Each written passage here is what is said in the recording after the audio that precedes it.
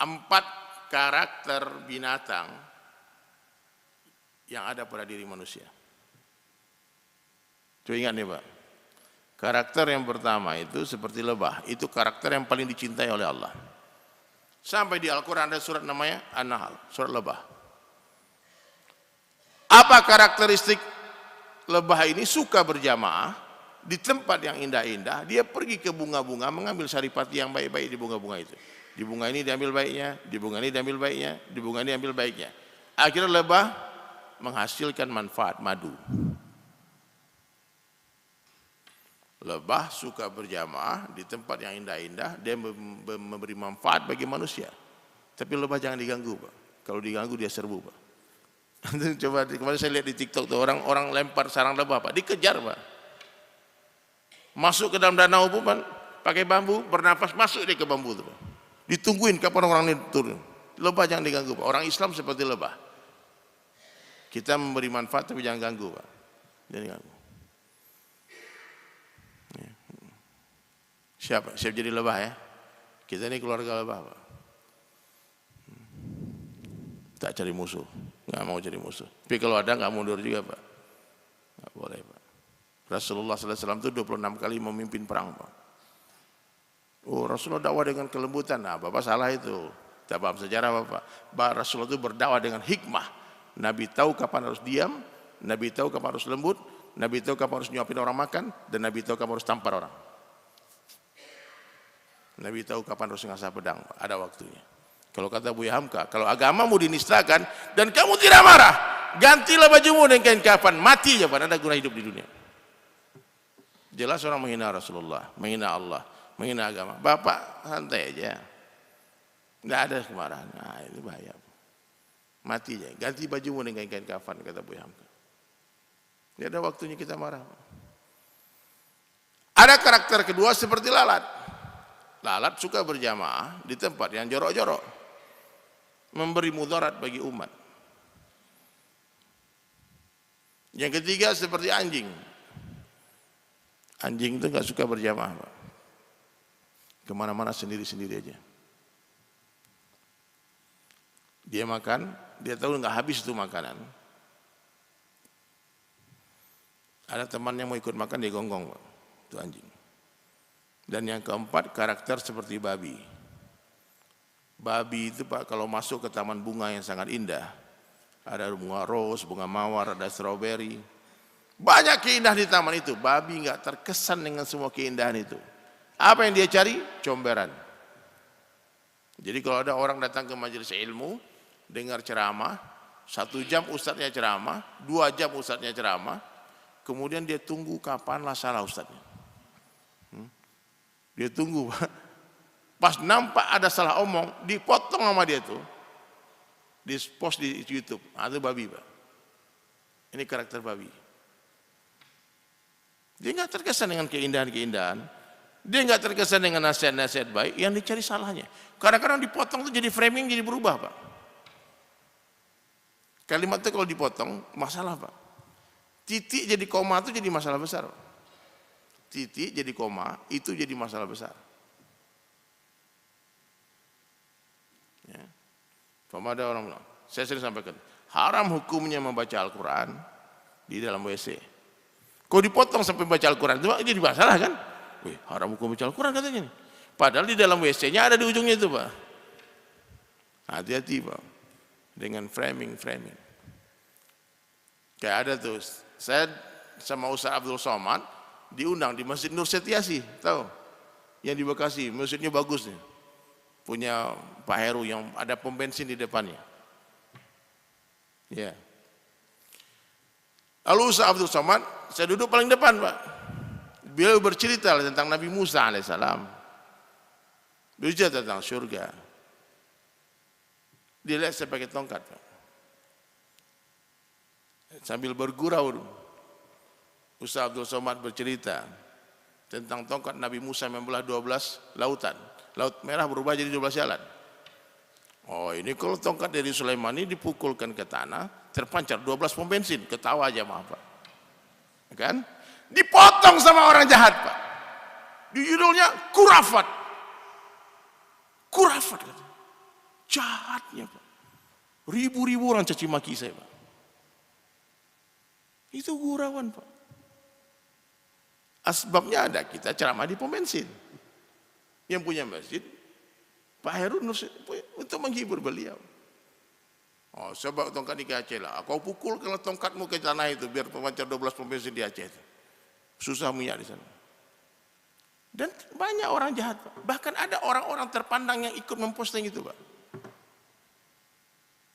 Jahat Pak. Nah, itu babi-babi itu Pak. Karakter babi. Mencari keburukan, menyebarkan keburukan. Orang baik seperti lebah. Dia hinggap di setiap tempat mengambil kebaikan-kebaikan. Bapak-bapak hati-hati Pak, di sosial media ada framing namanya Pak. Di sosmed itu Pak, antum bisa di framing jahat sama orang dan habis semua itu marwah kita Pak, dihina sama orang-orang jahil. Nah, tapi kalau udah di sosmed itu harus pikir juga, santai-santai juga Pak. Saya bilang ini banyak juga orang-orang yang ternyata tidak berakal. Nah, jadi hadirin dirahmati Allah, jadilah seperti lebah. Suka berjamaah di tempat yang indah-indah, memberi manfaat bagi manusia. Ya, sebaik-baik manusia siapa? Manusia yang paling bermanfaat bagi manusia yang lainnya. Nah, maka kebaikan-kebaikan itu bernilai kalau iman kita betul. Kalau iman kita betul, amal kita betul. Amal yang betul itu amal apa? Amal yang sesuai dengan sunnah Rasulullah SAW. Ujung rambut sampai ujung kaki, bangun tidur sampai tidur lagi, hidup kelas sunnah. Saya sedang membuat sebuah komunitas sederhana Pak di Cibubur ini, namanya komunitas minum tangan kanan Pak. Tidak boleh yang minum tangan kiri bergabung di komunitas itu. Membernya dikit banget. Saya sudah survei Pak. Saya ini orang awak orang Minang Pak, suka datang ke Baralek Gadang Pak. Apa itu Baralek Gadang? Pesta pernikahan. Pernah satu kali saya duduk di satu pernikahan, ribu-ribu orang hadir undangan. Saya bukan tajasus, saya cuma mau melihat saja berapa orang yang minum tangan kanan duduk baca bismillah. Hasil survei itu Pak nggak sampai 10%. Hampir semua tokoh masyarakat yang hadir diundang itu Pak, orang-orang terpandang minum tangan kiri Pak. Tanpa perasaan bersalah. Padahal itu melanggar syariat. Rasulullah katakan tidak ada minum tangan kiri kecuali syaitan. Saya Pak memindahkan minum tangan kiri ke tangan kanan itu 3 bulan prosesnya. Berapa bulan? 3 bulan Pak. 3 kali saya keluar 3 hari Pak dengan teman-teman jamaah tabligh. Kan tiap bulan 3 hari itu. 27 hari di rumah sama anak istri, 3 hari di masjid. Saya datang ke sini dikawal sama 5 orang jenderal nih Pak. Lagi itikaf 3 hari di Masjid An-Nimah. 13 orang perwira, polisi aktif dan sebagai ada yang pensiun yang aktif. 3 hari. Ya, jadi saya setiap bulan itu meluangkan waktu 3 hari di masjid, 3 hari. Saya ingat saya 3 kali saya keluar 3 hari baru pindah tangan kiri ke tangan kanan. Itu gara-gara apa? Saya ingat Ustaz Abdullah almarhum, kami lagi makan di Nampan berjamaah. Lalu saya ngambil air minum kayak gini Pak. Tangan kan kotor. Saya ambil gelas tangan kiri, saya minum tangan kanan. Sama Ustaz Abdullah ini, dipukul tangan saya Pak, pecah gelasnya. Saya berdiri Pak, emosi saya. Ustaz, ini tangan kanan loh Ustaz. Apa dia kata? Lebih baik kau kotor itu gelas daripada kotor itu sunnah. Lebih baik kamu mengotori gelas daripada mengotori sunnah. Saya salat taubat, nangis sama Allah, ya Allah, tolong hamba ya Allah. Minta minum tangan kanan aja, bisa nggak izinkan hamba minum tangan kanan?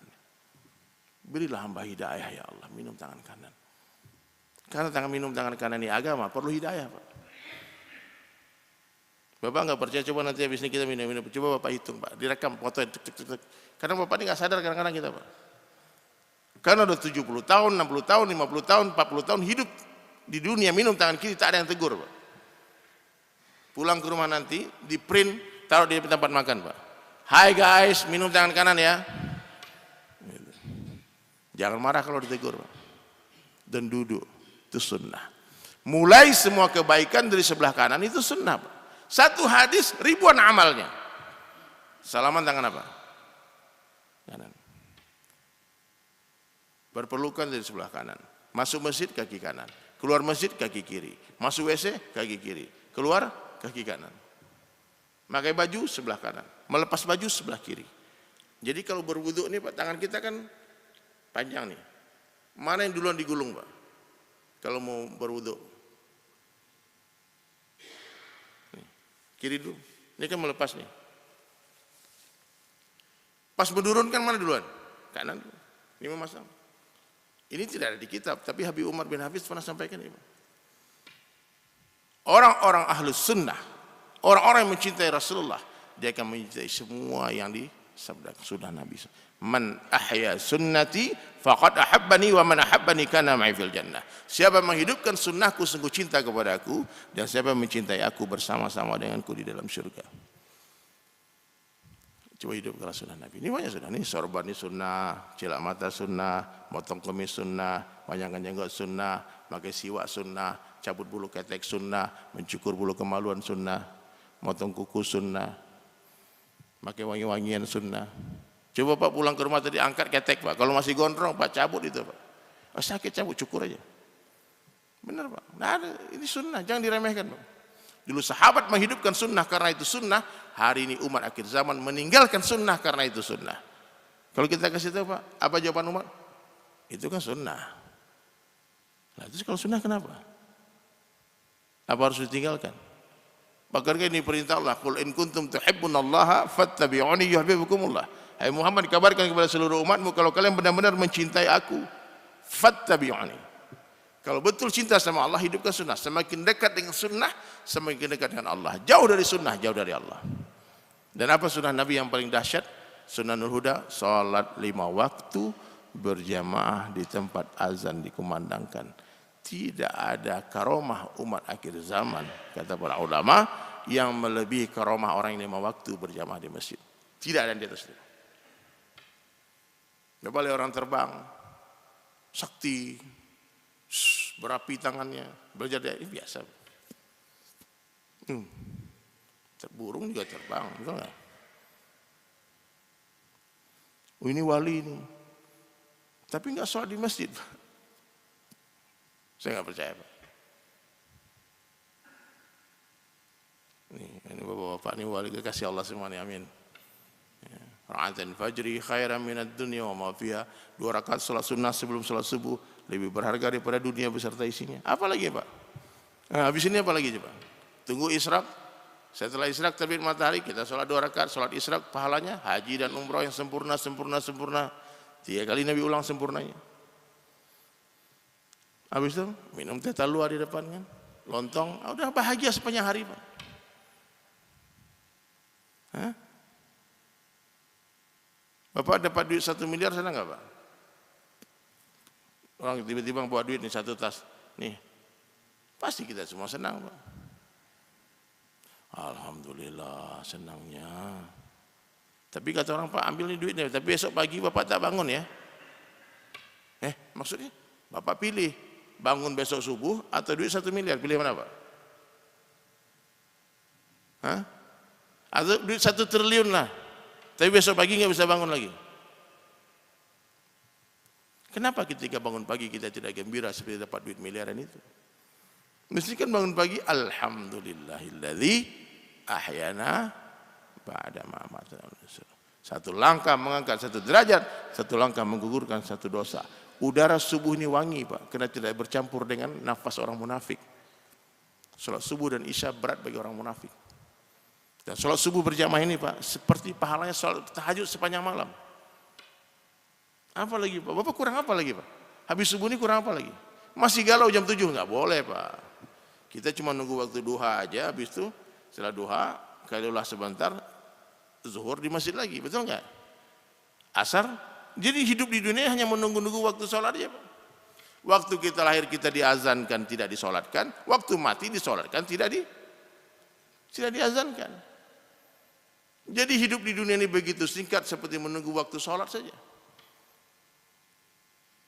Ya, waktu lahir kita menangis orang tersenyum, mudah-mudahan ketika kita mati kita yang tersenyum orang yang menangis. Jangan sampai kita mati orang sujud syukur, matilah, alhamdulillah, mati juga akhirnya. Siap semua jadi orang baik Pak ya, jangan lelah jadi orang baik, jangan capek jadi orang baik. Biar orang jahat sama kita balas dengan kebaikan. Itulah karakternya orang-orang mukmin, suka membalas kejahatan dengan kebaikan, belajar dari pohon mangga dilempar batu dibalas dengan buah. Bisa nggak Pak?